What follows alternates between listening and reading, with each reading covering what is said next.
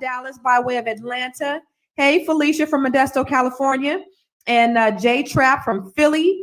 All right. So come on in. Nikki from Florida. I see you over there. Who's that? Coach Tanetta from Harlem, New York. What's happening? What's going on, Miss Claudette from London? Thank you for joining us. Yeah, we have people from all over the world that chime in. So if you're from London, if you're from Africa, if you're from Asia, go ahead and tap in as well.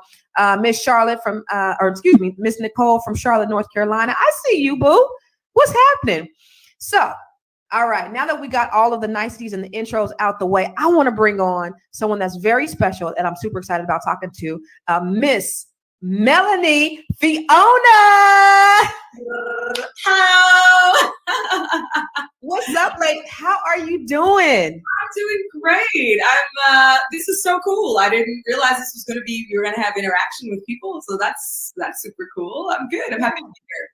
Yeah, that's the cool element about our show is that, we come on, every night. We sometimes, I talk about like motivation. Sometimes we talk about Black love every Tuesday and Thursday night. And we have a lot of people that tap in and we just talk about different topics that are relevant to what, the things that we go through. And we have faithful people who have all different types of opinions. And it's really interesting. But so they're here and we're a little bit earlier because we normally get on, in a few hours. So some of our faithful folks are watching right now. See, we got folks from Alabama. We got Stormy from Brooklyn. We got Desi from Huntsville, Alabama, from all over the place. Mr. Antonio checking in from Chicago, from Chi-Town. So they are here to see you. So what you been up to, Miss Melanie? What's been going on?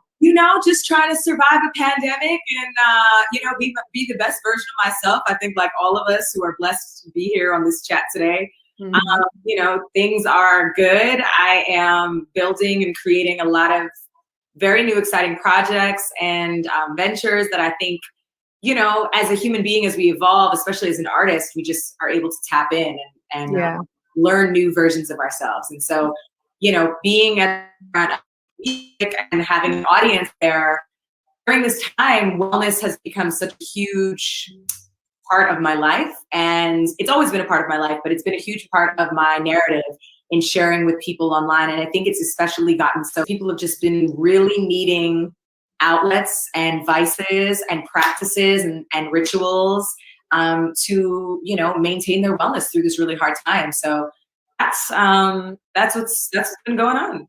That wellness piece. Yeah. How have you adjusted though with the pandemic? Cause I follow you on Instagram. I see all the great, amazing things you do with your husband and your son. How have you been able to adjust? Because we talked to a lot of celebrities, some, especially when in the beginning of the pandemic, their money was cut off like that. They make a lot of money, then they spend a lot of money and you just are not prepared for, something like that happening. How have you been able to adjust? No, fortunately, I've always planned my life to rainy days, and not to say that I don't focus on sunny days, but I consider myself to be a pretty modest person. So spending has never really been a huge thing for me in general. And being smart with my money, especially as an entertainer, has been a key to, I think, my survival throughout every obstacle, whether it be professional or pandemic. And so I had a lot of plans for 2020. My last show was on Valentine's Day of last year. And then, it was like, instantly no work. Mm-hmm. And, fortunately, like I said, I planned for rainy days and, I did what I could do as far as being a brand is wonderful as far as the creative, because you can create opportunities for yourself, especially in an online space. Mm-hmm. That's really helpful for me. But, really getting in touch with self has been really, really helpful. Yeah. That's been, I think, and I know it sounds crazy to say, but I really do believe that when you are prioritizing your well-being and you are focused on the intention of your life and you really start to really tap into your purpose, I feel like the universe and God really just respond and they reply and they listen. And that's really what I attribute. I don't know. I can't even tell you the perfect formula for how I made it through the last year. But the grace of God and the energy that protects me and surrounds me, I've fortunately been able to thrive. And that has been a blessing. I feel like the thriving comes from my tapping into my creative side. I feel like that really getting further in touch with myself has been the key to my wellness and really just being able to maintain peace through the storm. Let's talk about that, because I hear a recurring theme. I hear a lot about wellness, a lot about tapping in. I hear a lot about, being the best version of yourself. All things that are necessary, that we have to live by it if we want to succeed in life, right? And I know that you talk a lot about wellness on your Instagram page. Let's talk about that, because you're doing something I think that's really unique with this newsletter that you're doing. What is this about? So pretty much everyone knows me for music, and I've been blessed enough to have a beautiful foundation of people who still listen to my music, are still asking for new music, and I hear you, and trust me, it's a journey, and I'm so looking forward to sharing all of it with you guys. But in this time, I just realized that, well, first of all, social media is a bit of a trap, right? It can be a bit of a trap because it's got an algorithm, and then you're trying to match the algorithm so that your people see what you're doing, and some people see your posts and they don't. And I just felt like I was offering so much that I thought would be helpful to people. And it became frustrating that I couldn't reach the audience that I really wanted to at the drop of a dime. So I had a history of people who had signed up for my newsletter on my website, basically wanting to know when shows were going on and what was going on within my life and my career. And I finally just woke up one day and I was like, why am I not talking to these people directly? Why am I using other platforms to reach out to the people that I have direct contact with? And so that's what really woke this initiative up for me. I wanted to be able to speak to my people directly. I wanted to be able to reach out to people and say, hey, I'm doing a show in Chicago. Don't miss it. Because so often people are like, how did I not know you came to my city when touring was around? And then, like I said, through this time, people have just become very invested in my life and in my motherhood journey, in my journey to wellness. And so I wanted to be able to offer that to them directly.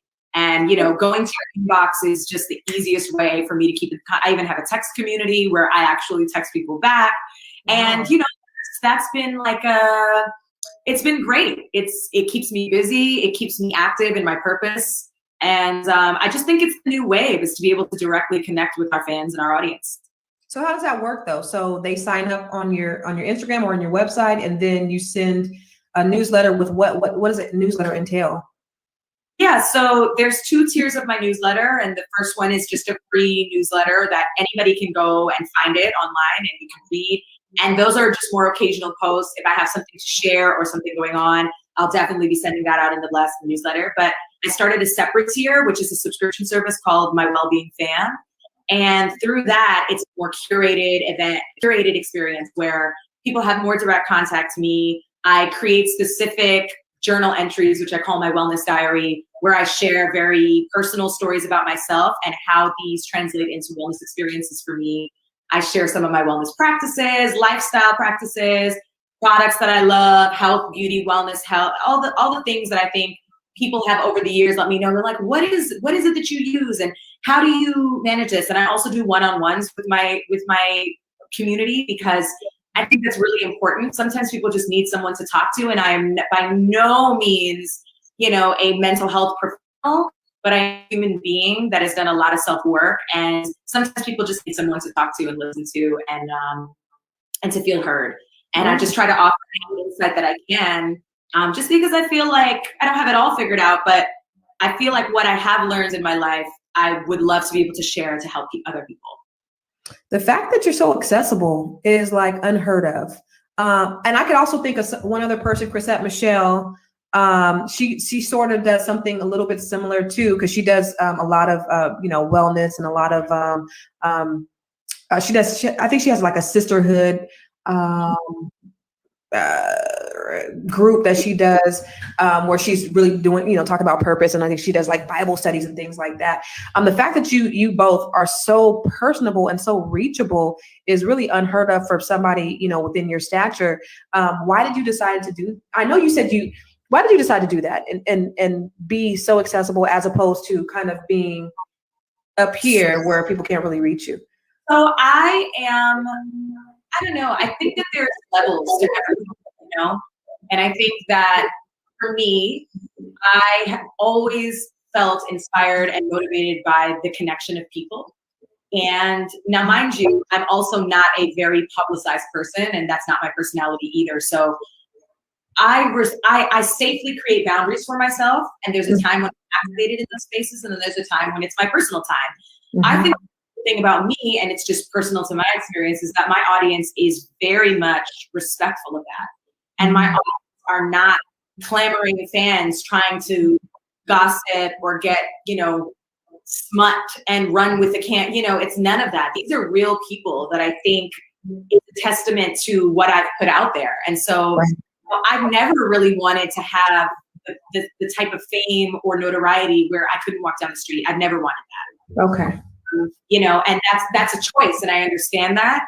Sometimes people want that for themselves and they don't get that, Some people, their career or their offering or their gift, whatever it is, catapults them into a space of stardom and notoriety that they can't even feel back, and I just always tried, no matter at the height of my career in music, at the lows of whatever, quiet times of whatever that's been, I've always just valued my audience so much for being with me.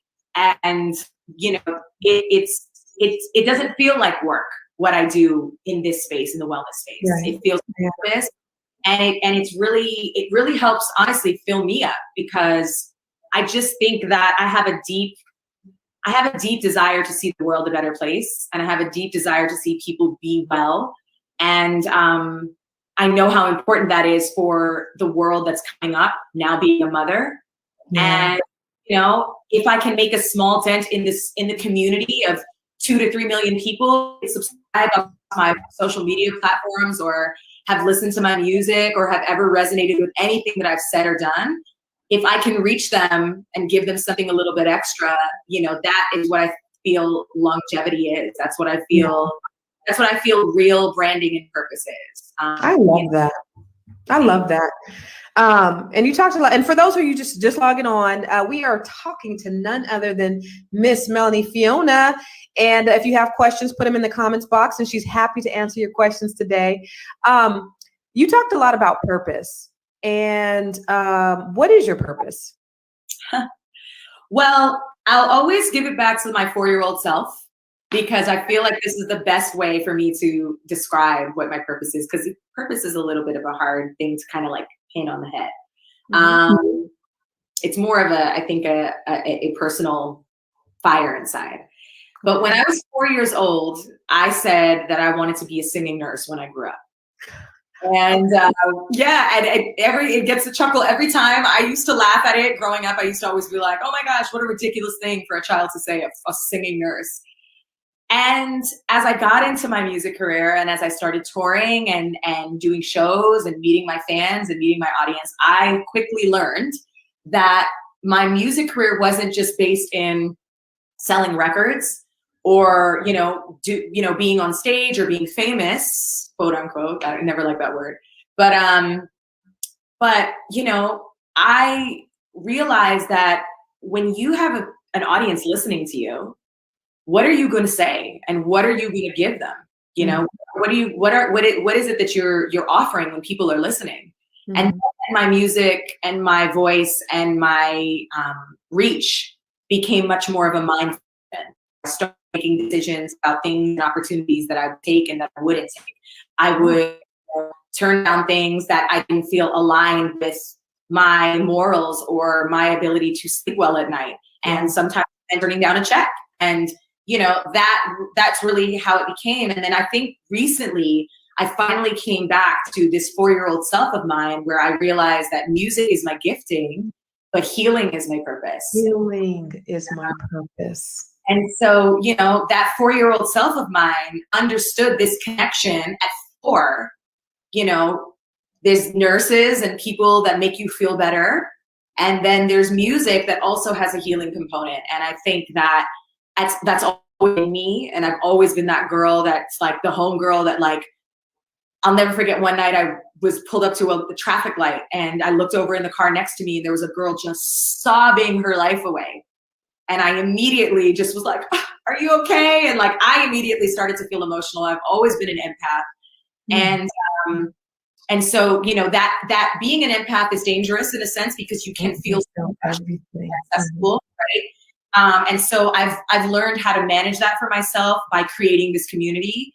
And back to I saw somebody said, how can you find your purpose? I really do feel that you look back to your younger self and you can find it. I really do feel like our younger selves know who we are before the world comes in and decides you can't be this, you're not enough of this, you don't look like this, you're not built for this, you don't come from this. And I feel like as children, we are very free. And that is really, I think, the key. So I always tell people, like, just try to think about who you were as the youngest version of yourself, to think about who that person was. Were you precocious? Were you outgoing? Were you outspoken? Were you shy? Whatever it is, but think about that thing that brought you the most joy. Wow. And I always feel like there's a direct line. When you really tap into your purpose, it connects back to your younger self. And I'm so happy to say that I do feel that way about where I'm at in my life now. And it didn't come without hardship, and it didn't come without, you know, a story to tell, and loss and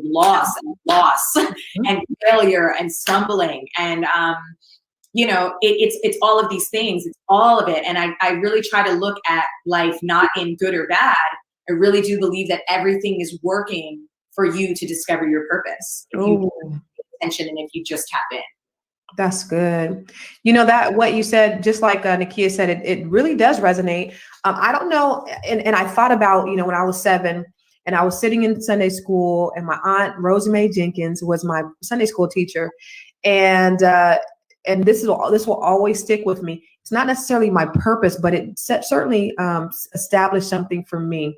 My aunt said, you can be or do or have anything you want because God loves you as much as he loves anybody else. He doesn't love you any more. He doesn't love you any less. He loves you the same. So you can do anything. And I remember looking up to her and saying, even the president of the United States? She said, even the president of the United States. So that right there kind of set my path to, I can do anything because I'm just as good as this person. I'm no worse than this person. So if he can have this, how come I can't have this? If she can do this, how come I can't do this? Because they're more important than me. And that goes back to that 7-year-old that was fearless. And just like you said, Melanie, you have to dig down to that place when there was no fears, before those people put those limitations on you, before they said you can't do it. What was that thing inside of you that told you that you could? Yes. And I believe that we all have it. I really do believe that we all have it. And if we haven't tapped into it, I believe that we can find it. Yeah. And I really I actually just took a course on the science of well-being. And I talk about this in my newsletter too. And the part that really stuck with me, which was really interesting because it brought me back. And just when I thought I felt like I had a hold on myself, and I was like, oh, you're doing good. This one concept just shot me back down, and I was like, oh, damn, I really don't have to figure it out. And it's the concept of fixed mindset versus growth mindset. And, a fixed mindset only allows you to feel that you can operate and succeed within the limitations of what you know to be true about yourself and that you are good at. Whereas a growth mindset is the one that really affects your happiness quotient over the grand scheme of your life.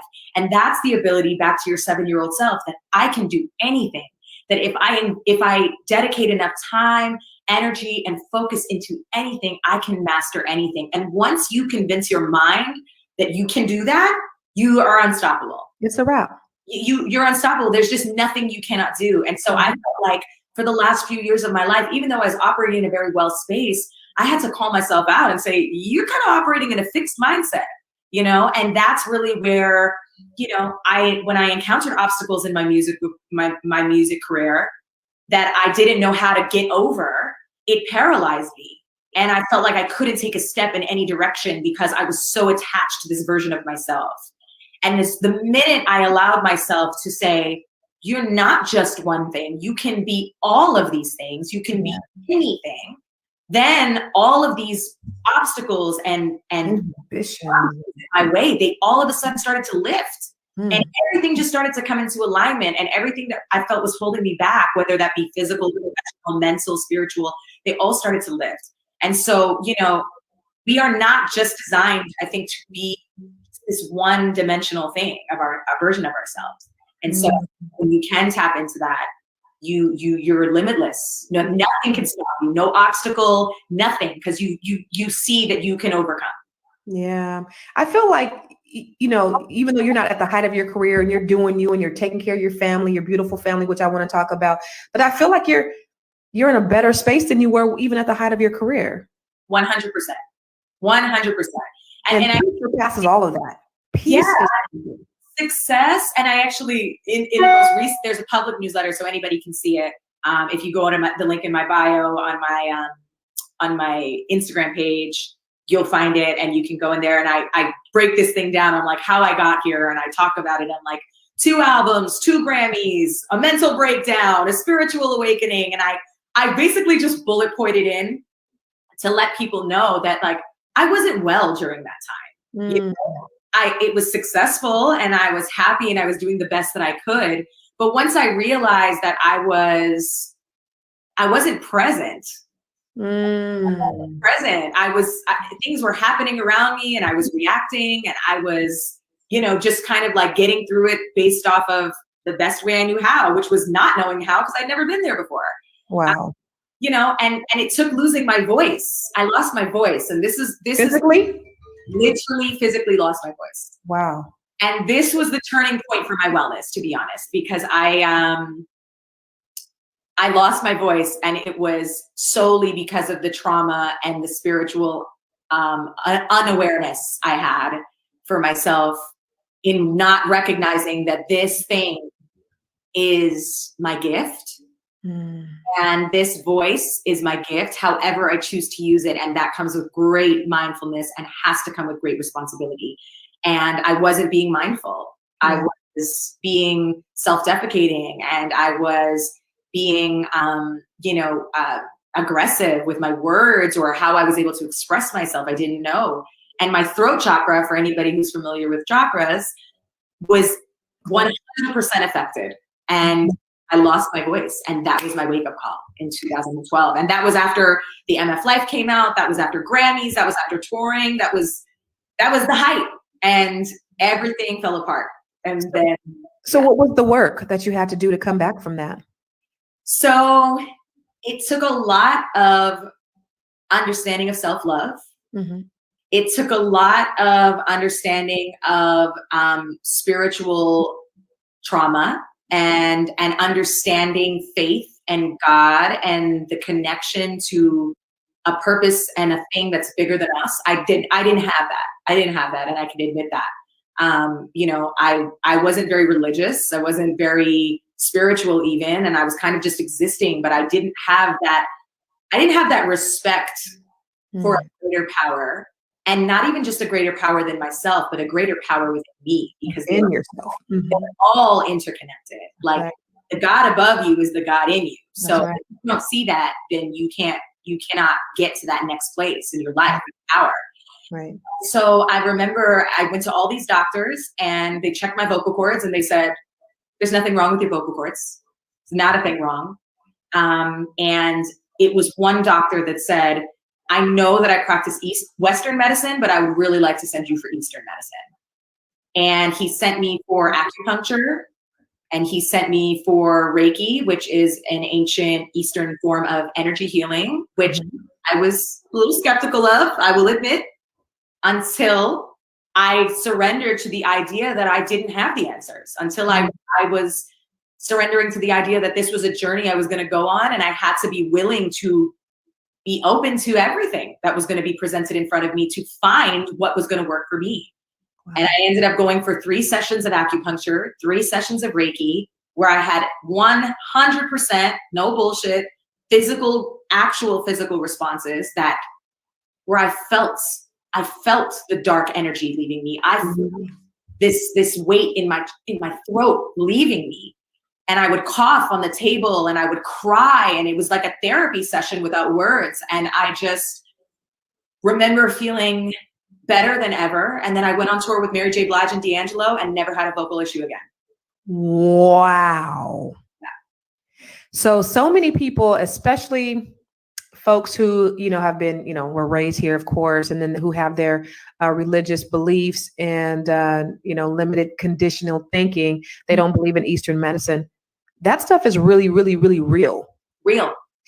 Everything that you've gone through, that you went through, is really real. And then the healing from that is real. I think a lot of the lesson for me is folks need to expand their understanding. They need to expand their horizons. We got the internet now, y'all. So it's not like we were back in slavery where we only had the information that was given to us. We have access to everything. Expand your horizons. See what else is out there. See what other healing that you can get, because you have no idea. She went to doctor after doctor after doctor, and they could not heal her. But she went to an Eastern medicine practitioner and was totally and completely healed. Yes. And I, one doctor who was a regular ENT, ear, nose, and throat doctor, he asked me in one session, after he looked at my vocal cords and he didn't see anything wrong with them, he asked me, he said, "What kind of a year have you had?" And I was just coming off of a horrible breakup, a cross-country move, a restarting of my life, a very high intense, very successful part of my career, high energy, and then also like low things happening. And it was a lot. And he asked me what my year has been. Instantly broke down. And instantly was like, no one asked me how I was doing. And just asking me how I was doing opened this floodgates of, he told me this story about a man he was seeing. This man had this like perpetual like frog in his throat. He was always coughing and he couldn't clear his throat, this older man. And he had a few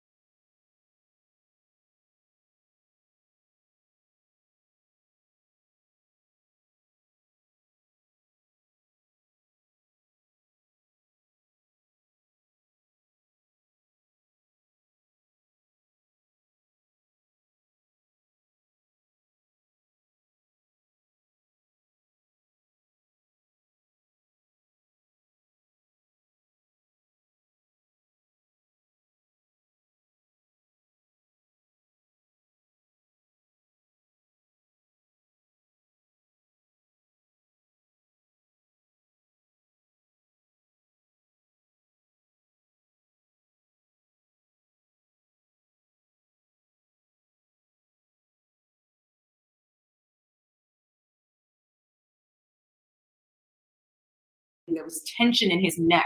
So even if you don't even think about it from a spiritual standpoint or energy standpoint, our bodies physically store trauma.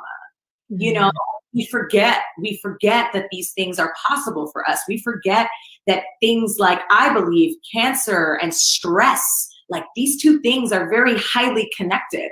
The amount of stress we keep in our bodies, from our mental stress to our physical stress, and our bodies are just our bodies. And so we have to be very in tune with what's happening, mind, body, spirit, to be able to have a holistic life. And so, I've always been open to alternative forms of medicine. My dad is a very, very holistic guy. He's always been, vitamins this, and he's karate judo master this, and the mind is your greatest asset and your mind is your greatest muscle. And thankfully for that, I've always had that. And then also I just grew up multi-faith, having two parents from different faiths. And so I think I always had this very open perspective that there's people look at things differently, and sometimes people do things differently. And so sometimes if you want a different result, you have to be willing to do things a different way. That's right. And to your point, our bodies take this huge amount of abuse from what goes on in our minds, and we have to learn, and it's a process, because you can't just control your mind overnight, especially if you've been thinking a certain way for so long. But, if you can get into that practice, and, if you could share it with them, some of the things that you're doing, I guess probably go into your newsletter and really starting there. And that should probably uncover some things for some folks. Do you think? Yeah. And then also just consider the idea of meditation and what meditation is. Just read it. Just don't even think that you have to try it. Just get familiar with the understanding of what meditation is and how the practice of quieting your mind allows you to control your mind and to control your thoughts. And somebody listed it, like, learn to let go of thoughts, feelings, emotions, and things that no longer serve you. These things, I really believe that we have the ability to unlearn things that do not benefit us for where we are or who and where we are trying to be.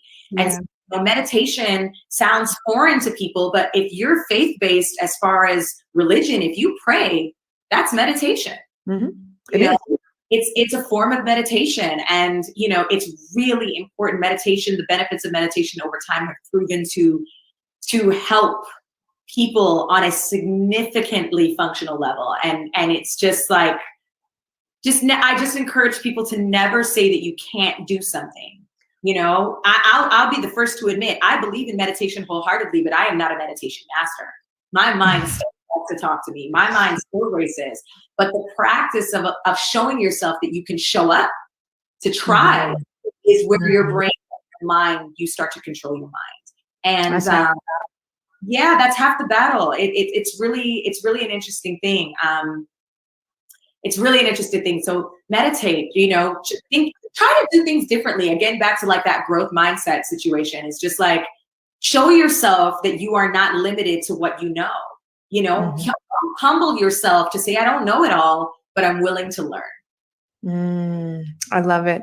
So as you're on your growth journey, and you were recently married, is your husband, is he on the same journey with you?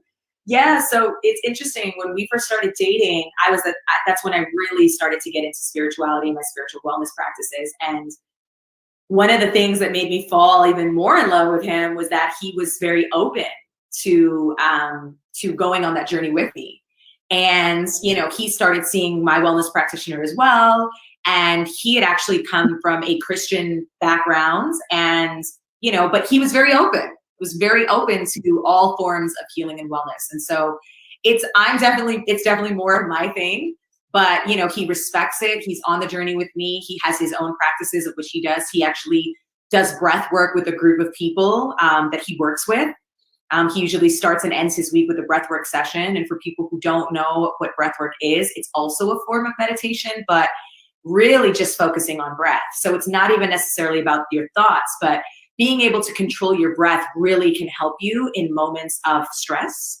And so for his work and practices, they implement these things for each other and hold each other accountable for these wellness practices. So I'm really happy to say that I do have a partner that operates in the space of mindfulness. And, I'm also raising a child that way. And so that's very helpful as well, because sometimes if you don't have two parents that feel the same way about a certain thing, it can be counteractive and counterproductive. So my friend meditates, we talk to him about his breathing, we talk to him about his presence and being able to express himself in a very mindful way. And I think that if you can instill these things in children at a very young age, these are the tools that help make well adults. Right. And how old is your son now? Is he 5? He's 5. We just turned 5. Yeah. Yeah. And you started homeschooling him, but were you going to homeschool him pre-pandemic anyway? No, I wasn't. He was in school. He was in a Montessori school, which I love the idea of Montessori because it's very hands-on and it's a very free thinking type of environment. But then just started, pandemic hit, and we made the decision to do homeschooling. And fortunately, and for any parents out there, I'm not a homeschool teacher. I'll be honest with you. I will sit with my son. I will read books with him. I will help him with his printing. I will do the things that I can do, but I am not a facilitator. I know I leave that to the professionals. So we managed to form a very small homeschool pod with him and another one of his friends, and found an amazing teacher. And she would come to the house and she'd work with them for a few hours, a few times a week. And and that has been a game changer. That has been for all of us, just because I do think that sometimes, and I know there are parents who do homeschool with their children and they have a wonderful relationship. I think every kid is different. And I think that for me, the way my family works best is for us to have our designated roles. And, you know, I love that my son had a different relationship with someone that he could look to for guidance and authority and learning. And, you know, him and his dad and I can be the ones to reinforce that. And so, you know, I want to be his mom. I want to be his life guide. You know, I want to be able to help him in those ways. And I feel like parents, this time has been so hard because, you know, we're trying our best to be all these things in the middle of a pandemic, and it's depleting us. Yeah. We don't know how to undo all of these things. And the feeling of failing is already a mind, you know, block in itself. And so, you know, when you feel like you're not showing up for your husband enough or yourself or your children enough, it become overwhelming. So I always encourage people to, if you can, ask and seek help. Yeah. Because you can't do it all. I don't think that people should convince themselves that they can do it all. And the idea of super mom is a thing. It's not a thing. It's not. It's not. You just have to do your best. Mm-hmm. Really feel like when your children see you trying your best and giving your best, I feel like that actually goes much further than them getting it right all the time. Yeah. And then operate within your strengths, right? So really identify where you're strong at. And then the places in that you're weak, you get other people, you have a community, you have other people help you, you hire people, you do whatever. This homeschool thing has been, for me, I have 3 boys in school. My daughter's in college. She's getting ready to graduate, but my boys are 12, 14, and 16. And they're all very different. Can we just pause and give you a round of applause? Because it sounds like you went back to boom to boom. I was like, again. Yeah, it was like that. Ain't doing that again. But they're all very different in how they learn. And like my oldest, he's doing okay. He's doing good. My middle, he just can't get this homeschool thing. So he's struggling. My youngest, I'm like, how did you get on the honor roll? And I see you laying down all day. Like, how are you? So it just depends on that child. And I can't wait. My middle son, he just went back to school yesterday for the first day physically in school, which I'm totally happy about it, because I do know that is not my strength. That is a weakness of mine. So whoever can help you got to know what it is. And yeah, like our plan is to put our son in school in the fall. You know, that's the plan. And we'll see what the plan and the pandemic has going on then. But, you know, I'm just prepared to facilitate learning for my son, however is best for him. Yeah. And, you know, I've seen that. You know, who knows? He might get into school and not like it, you know? He might get into school and not really feel like he likes regular school. And I might have to look back into homeschool and consider all the options. I think too, parents, just again, back to the idea of being open to things, allow yourselves to not necessarily believe everything that's been told to you. You know, just like you said, you have 3 sons and they all learn differently and they all operate differently. And I think that you just find the best ways to be like, all right, we're going to figure it out for you, you know, the best way. Yeah. And that's the thing is trying to figure out. So as long as you're making the effort to try to figure it out, then you're winning. But if you don't do anything, then you're losing. And I'm the biggest advocate for my kids when they're in school. You know, I'm there, you know, as Black boys, there's just a different level of responsibility that you have to have when they go to school, because there's a different perception from them, even with my daughter, right? From them being boys to her being a girl, there's just a different perception that I've had to go and you know, set some standards and have some conversations with some teachers, especially with my oldest son. But with the other ones coming up behind them, they already knew, oh, he's a Carter. Yeah. We ain't messing with him because we already dealt with his mama on the first one.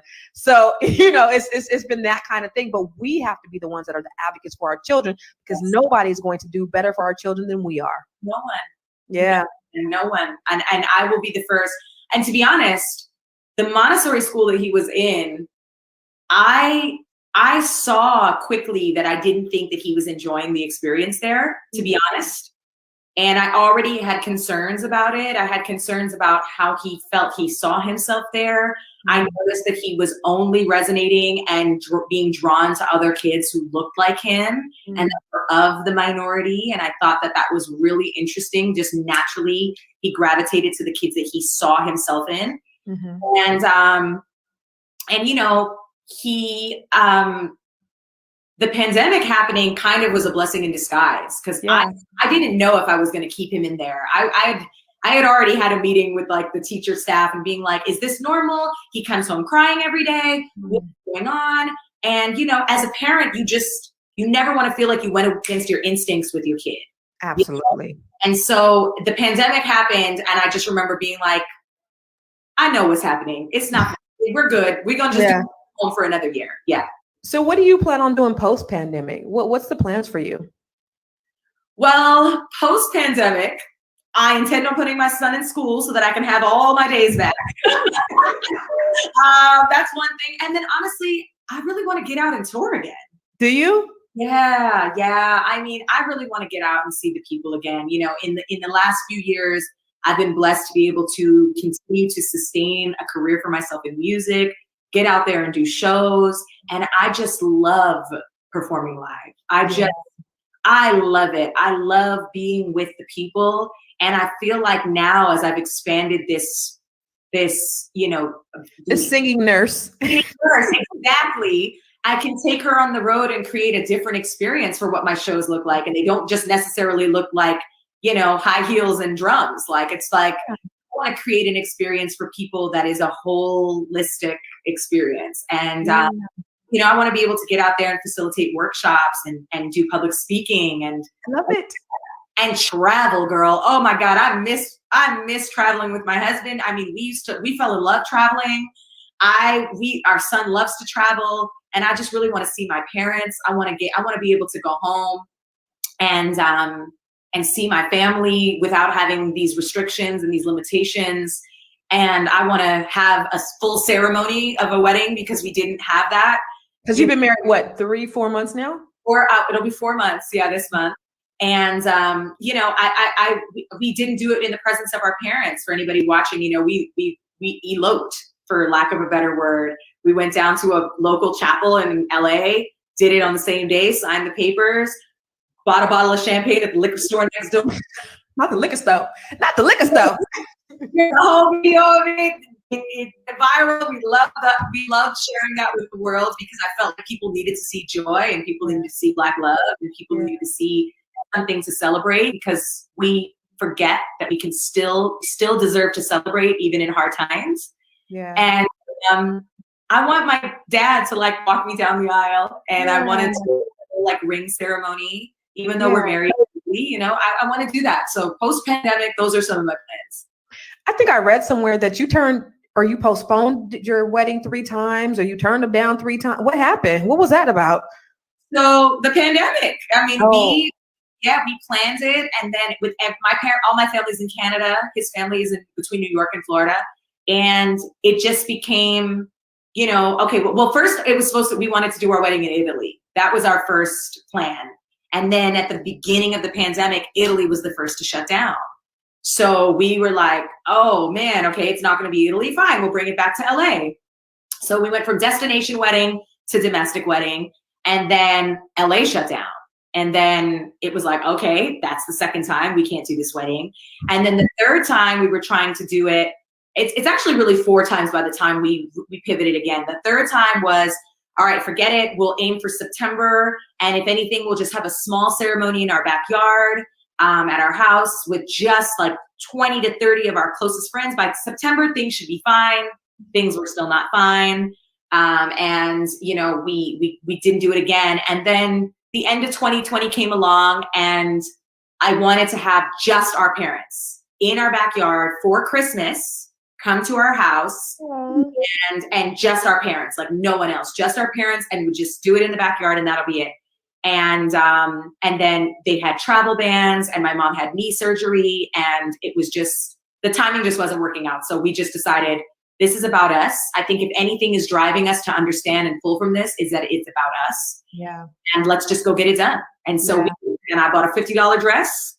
My bouquet was gifted to me from this very generous florist. I went in to try to like buy flowers the night before our elopement ceremony. And I told the guy that I was getting married, and he just gifted flowers.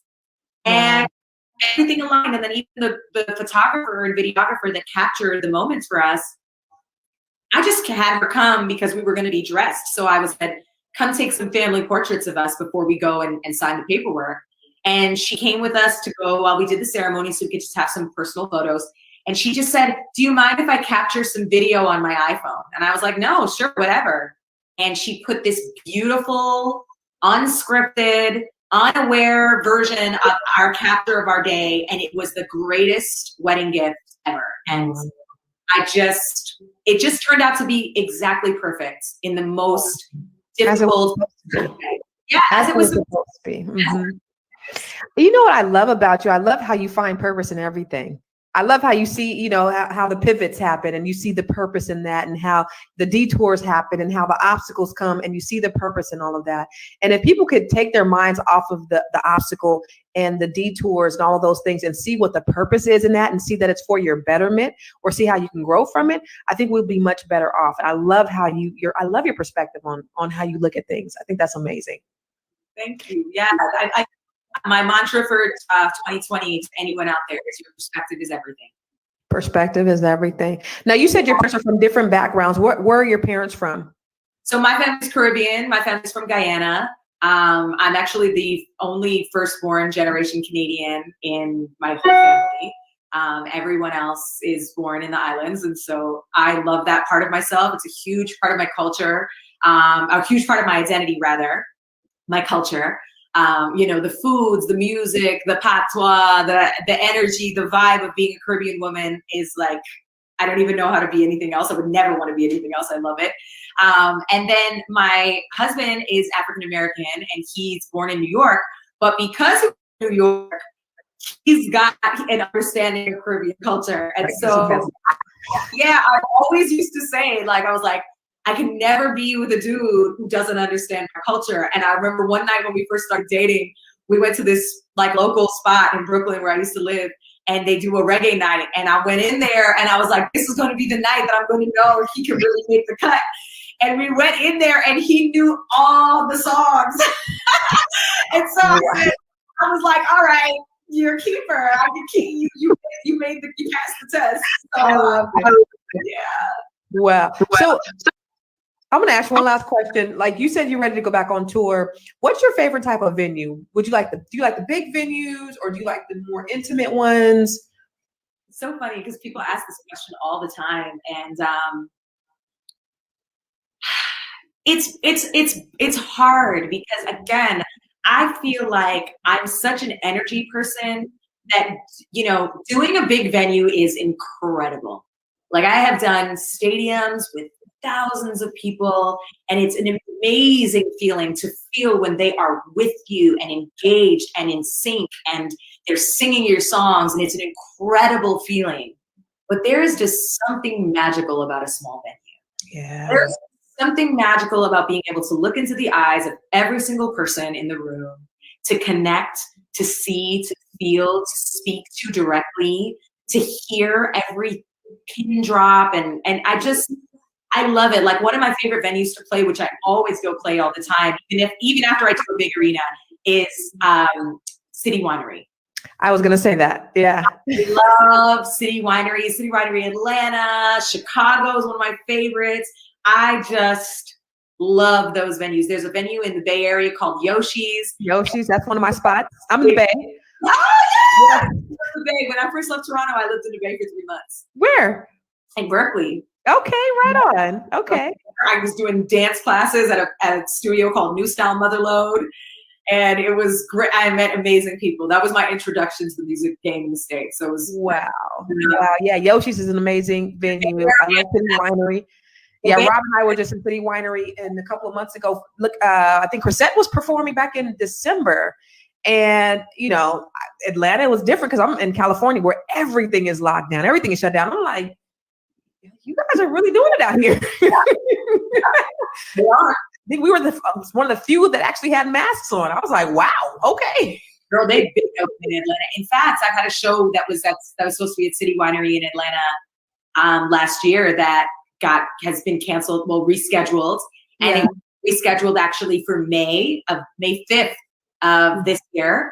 And, you know, I kept waiting to hear, you know, because Atlanta's so open, I thought they were going to call and be like, all right, we open, let's go. I'm ready. I just was like, I don't know if I'm ready to go to Atlanta yet. Hey, play it out there. But unfortunately they did. They ended up rescheduling it again. And, you know, Wow. I really feel for my fellow creatives and performing artists, because this time has been so difficult on the music community. And so seeing somebody, can we invite you to it? Yes, I want to go to Costa Rica, please. But yeah, this time has been so difficult on the music industry. And, you know, our livelihood is based off of getting out there and people buying tickets to see us.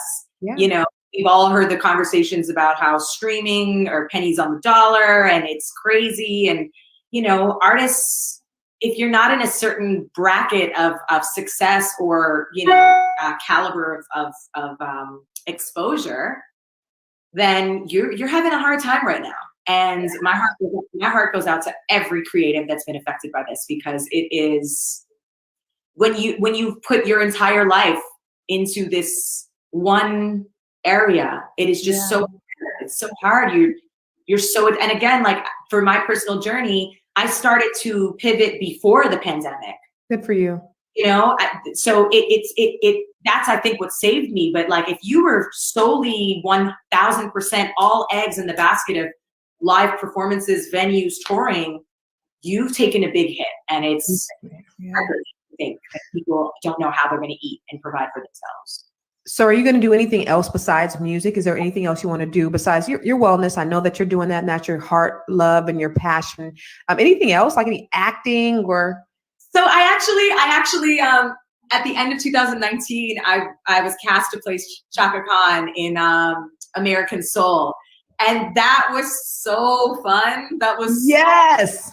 And so, yeah, my mantra is attached to nothing, open to everything. Mm-hmm. And so, you know, if acting should arise, absolutely. I'm actually working on a book.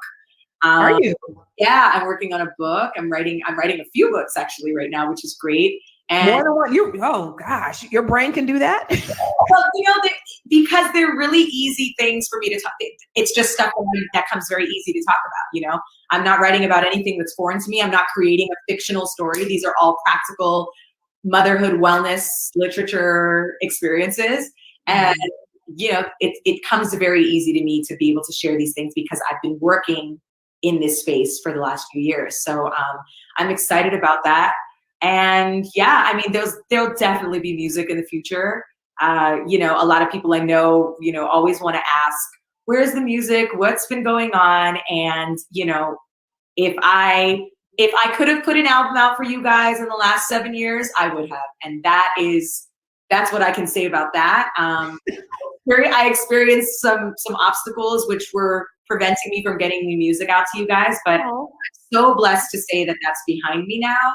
And yeah, thank you. And of course, focusing on the future is what's really important. And I feel blessed for the foundation I have in music, and I feel excited about what I can create in music now that I'm in this different space, in a free space to do so. So, you know, music is always going to be a part of my life and my career and my purpose.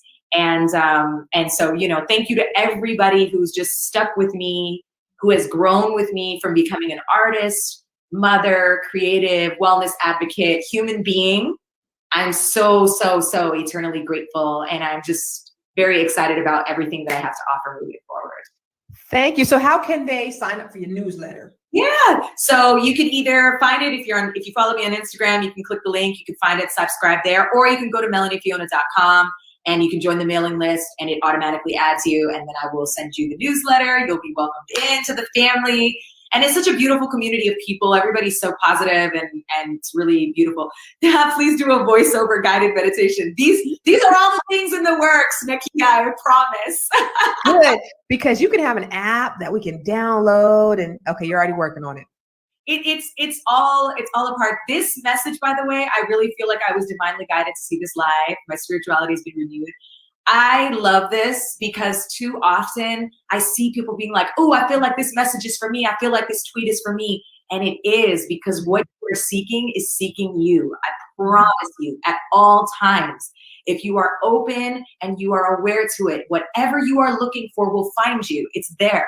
And so, you know, Nakia, thank you for that message, because that's success to me. That is what fills me, and that's what makes me feel like I am in my purpose when I see messages like that. So thank you for being here. Thanks to everyone for being here. Thank you for being here. This was so awesome. It was so enlightening. I mean, really, when you talk about going back to your 4-year-old self, that's everything. And that's actually something I'm going to take and put in my bag and give to other people, because that's what's needed. When we go back to that place where we have no inhibitions, where people didn't pile a bunch of their stuff on us. If we could just go back to that, and begin with the meditation, because I meditate every morning, we begin with that, and then we can we can definitely find our purpose. Yeah, absolutely. I agree.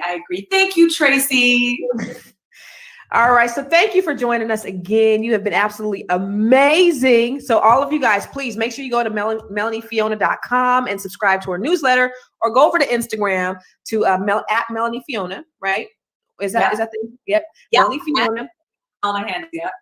Yep. And subscribe to her newsletter there. You will not be disappointed. She said, these young female artists have nothing on you, girlfriend. Still have your hat mail from when you came to Sobs. Love to y'all queens. Oh, amazing. Yeah, that's probably an NF hat. I love it. All right, lady. Thank you again. We sure appreciate you. Take care. I appreciate you. This has been such a wonderful conversation. You are wonderful. You're light. Conversing with you is just like talking to an old girlfriend. Thank you so much for being amazing at what you do. Shout out to Robert. I hope to connect with him soon in the future. Absolutely. And thank you so much for having me. This will not be the last, for sure. God bless you, lady.